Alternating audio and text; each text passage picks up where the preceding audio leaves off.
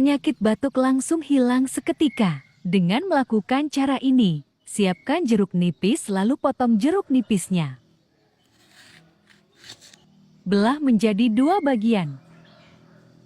Lalu bakar jeruk nipis di atas kompor seperti di video. Taburi sedikit garam dapur. Setelah dibakar, siapkan gelas kecil. Lalu peras-peras jeruk nipisnya. Ambil kecap merek apa saja dan tambahkan setengah sendok makan ke dalam perasan jeruk nipis. Aduk-aduk hingga merata. Campuran air jeruk dan kecap bisa jadi obat batuk yang sangat efektif. Semoga bermanfaat.